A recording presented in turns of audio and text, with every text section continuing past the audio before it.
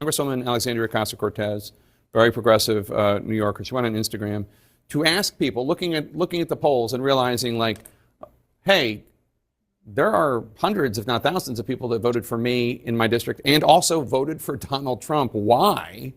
But like she asked in a nice way to explain. And some of the response, she's posting the responses. Some of them, quote, "It's real simple. Trump and you care for the working class." Quote, "I feel that you are both outsiders compared to the rest of D.C. and less establishment." Quote, "I support you and did this. Felt like I didn't have much of a choice after Biden's administration."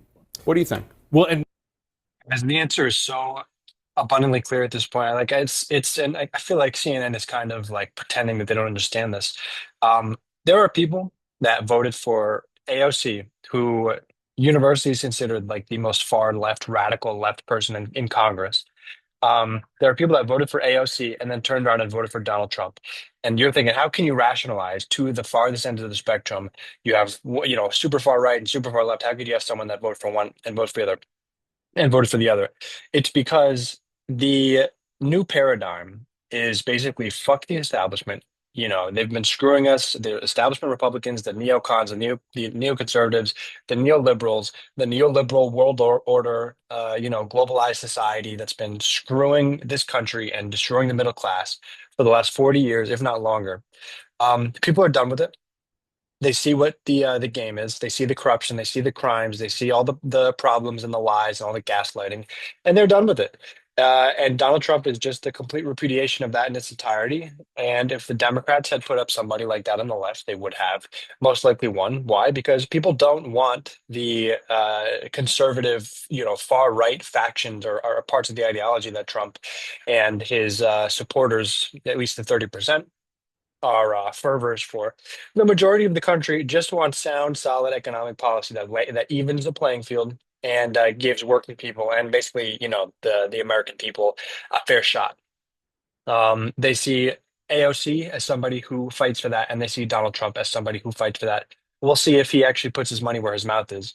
But Bernie Sanders has pointed this out, and Nancy Pelosi has, of course, the queen of the establishment has come out and said, no, of course, Bernie Sanders is wrong. He can't possibly know what he's talking about.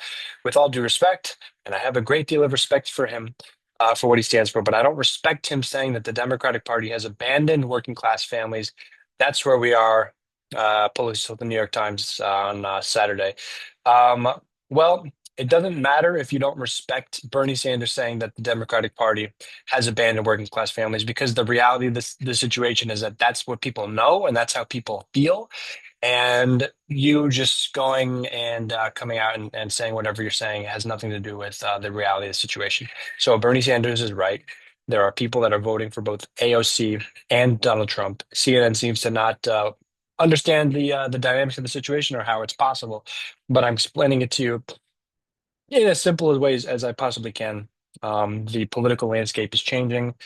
The establishment, Democrats, screwed us over. They screwed the country over again, and they're giving us another 4 years of Donald Trump, potentially Supreme Court picks, endless judge picks, mass deportation, Christian right-wing nationalism, and all the stuff that this country is far beyond, has long moved past, and we're going to have to deal with for the next 4 years, if not longer.